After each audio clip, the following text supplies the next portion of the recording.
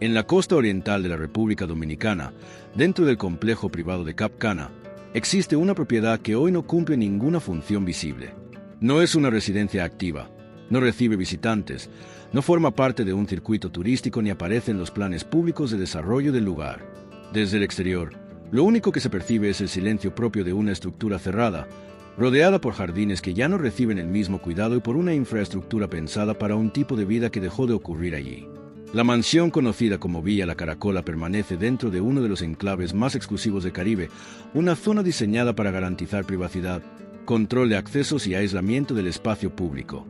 Cap Cana es un territorio donde la arquitectura del lujo convive con la discreción, y donde muchas propiedades pasan años sin ser vistas por nadie fuera de su propio perímetro. Sin embargo, en este caso, el abandono no responde a una decisión personal ni a un cambio de gustos, sino a una interrupción más profunda. En 2026, la casa sigue en pie, pero no está habitada. No hay registros de actividad regular, ni de mantenimiento constante, ni de un proyecto claro para su reutilización. Las piscinas no cumplen su función original, los espacios sociales permanecen vacíos y la propiedad ha pasado a integrarse al paisaje como una estructura detenida en el tiempo. No es una ruina en sentido clásico, pero tampoco es una casa viva. El acceso a la mansión no está permitido.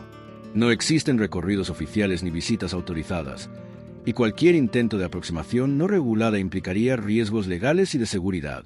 Desde fuera, la propiedad se observa como muchas otras villas de lujo de Cap Cana, aunque con una diferencia fundamental. Esta casa quedó atrapada en una historia que excede por completo su ubicación y su diseño. Hoy, la mansión no representa un estilo de vida ni una inversión inmobiliaria activa. Representa una etapa congelada del poder político latinoamericano, materializada fuera de su país de origen. Antes de entender cómo llegó a este estado, es necesario retroceder en el tiempo y explicar por qué una propiedad de este tipo fue construida, adquirida y mantenida en este lugar específico, y qué contexto histórico permitió que existiera. Para entender por qué esta mansión existe, es necesario situarse en el contexto en el que fue concebida. Cap Cana no es un desarrollo improvisado ni un destino turístico convencional. Desde su creación, a comienzos del siglo XXI, fue pensado como un enclave cerrado de alto nivel, orientado a grandes fortunas internacionales, con énfasis en la privacidad, la seguridad jurídica y la desconexión del entorno urbano tradicional. En ese marco, la construcción de villas privadas de varios millones de dólares se convirtió en una práctica habitual. La propiedad conocida como Villa La Caracola fue levantada durante la década de 2010, en un periodo en el que el mercado inmobiliario de lujo del Caribe experimentaba una fuerte expansión. No existe una ficha pública detallada de su proyecto arquitectónico, ni registros abiertos sobre sus diseñadores o constructores, algo común en este tipo de residencias privadas dentro de complejos cerrados. Lo que sí aparece documentado en reportajes posteriores es su escala, una villa de grandes dimensiones, con múltiples suites, áreas sociales amplias, piscina de gran formato y jardines diseñados para uso exclusivo. El valor estimado de la propiedad, citado de forma consistente por medios dominicanos e internacionales, ronda los 18 millones de dólares.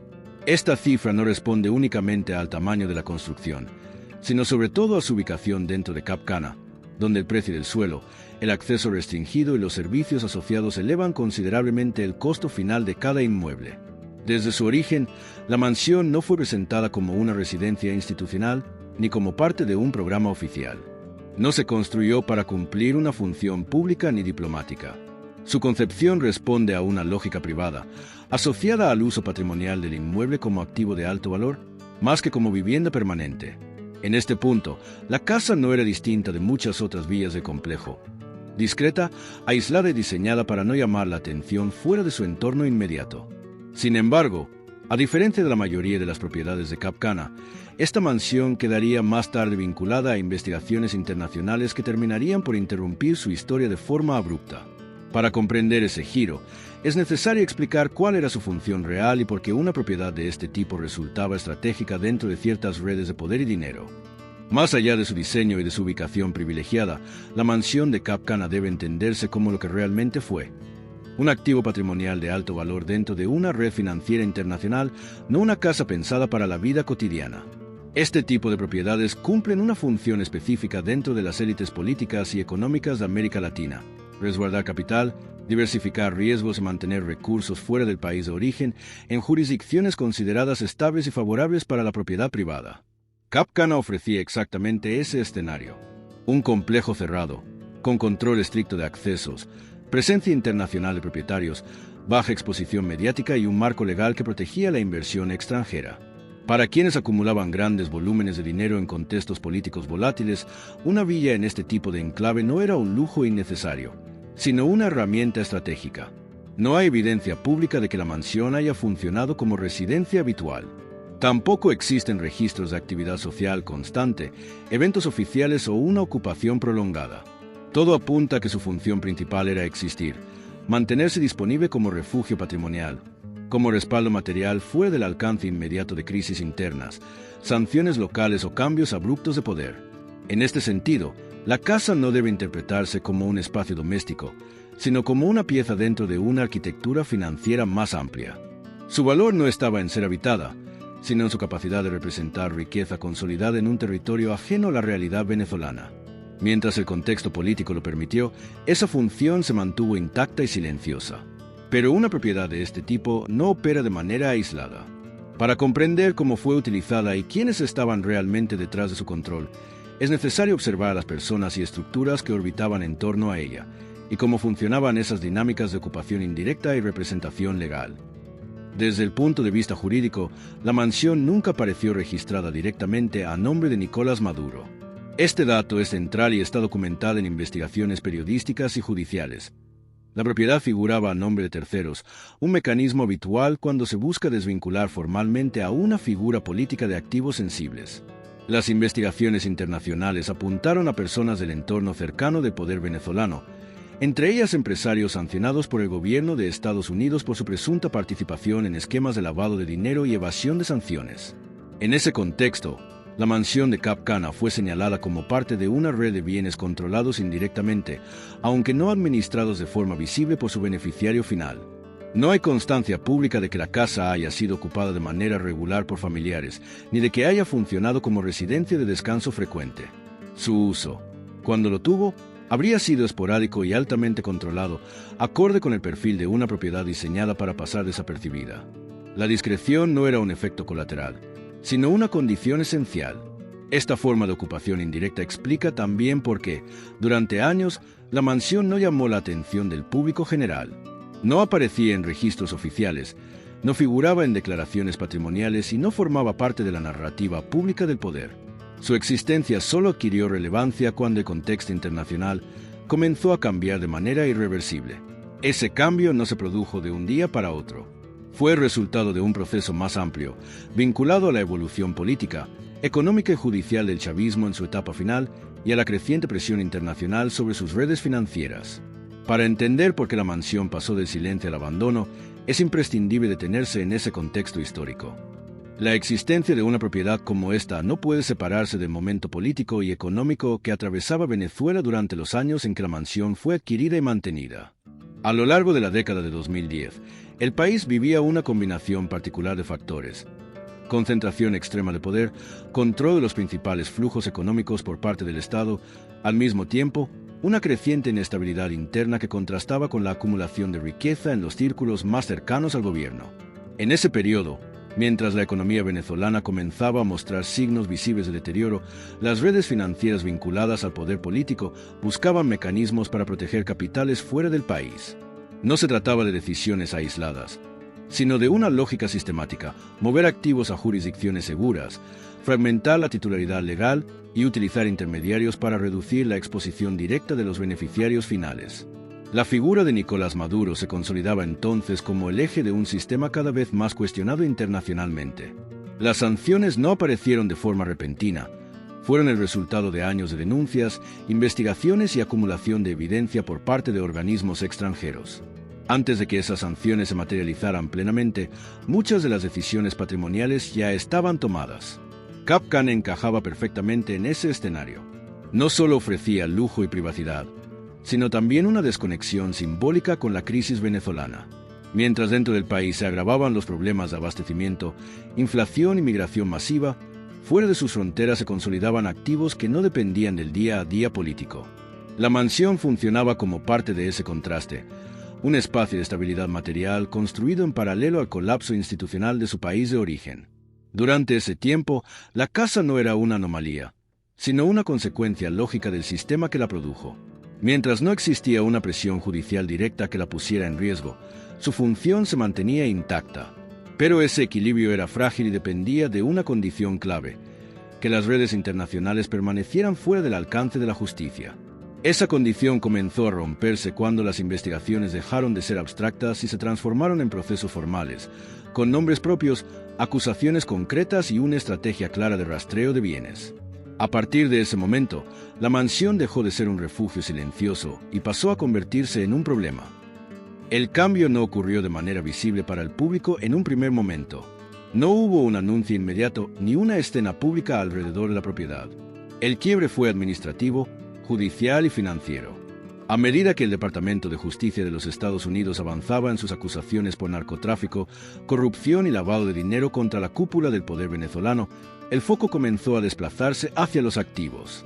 El objetivo ya no era solo señalar responsabilidades políticas, sino localizar y neutralizar los bienes que sostenían esas redes. Inmuebles, cuentas bancarias, aeronaves y propiedades de lujo en distintos países entraron en la mira. En ese proceso, la mansión de Cap Cana apareció mencionada como parte de un conjunto de activos vinculados al entorno financiero del régimen. A partir de ese momento, la lógica que había protegido a la propiedad se invirtió. Lo que antes ofrecía seguridad pasó a representar un riesgo. Mantener la casa activa, venderla o transferirla se volvió jurídicamente complejo. Cualquier movimiento podía interpretarse como una maniobra para evadir sanciones o interferir con investigaciones en curso. La mansión no fue allanada de forma espectacular ni convertida en escenario de un operativo mediático. Su destino fue más silencioso y, al mismo tiempo, más definitivo. Quedó inmovilizada, sin uso, sin mantenimiento regular y sin una salida clara. El poder que había permitido su existencia ya no podía protegerla. A partir de ahí, comenzó un proceso lento y casi invisible de abandono, en el que una propiedad diseñada para representar estabilidad y control empezó a degradarse, no por el paso del tiempo, sino por la imposibilidad de ser utilizada. En la siguiente parte, ese abandono deja de ser una abstracción y se vuelve un proceso concreto, físico e irreversible. El abandono de la mansión no fue inmediato ni abrupto. No ocurrió de un día para otro, ni estuvo marcado por un cierre oficial o una orden visible. Fue un proceso gradual, consecuencia directa de su nueva condición jurídica. Una propiedad que no puede venderse, transferirse ni utilizarse con normalidad entra, casi de forma automática, en una zona de suspensión. En un primer momento, la casa simplemente dejó de ser utilizada. Las visitas, si alguna vez existieron, cesaron por completo. El personal de mantenimiento dejó de acudir con regularidad y los servicios asociados al funcionamiento cotidiano de una villa de este nivel comenzaron a reducirse. En un entorno tropical como el de Cap Cana, esa ausencia se hace visible con rapidez. La vegetación avanza, los sistemas de agua requieren atención constante y las estructuras expuestas al clima se deterioran sin intervención humana. Con el paso del tiempo, la mansión pasó de ser un activo inmovilizado a convertirse en una carga. Mantener una propiedad de lujo sin posibilidad de uso ni de disposición legal implica costos elevados y riesgos adicionales. En ese contexto, la lógica financiera que había justificado su existencia dejó de operar. La casa ya no protegía capital, lo inmovilizaba. No hay registros públicos de intentos exitosos por reactivar la propiedad. Tampoco existen anuncios de subastas, transferencias o acuerdos definitivos sobre su futuro. La mansión quedó atrapada en una especie de limbo legal, donde ninguna de las salidas habituales resulta viable.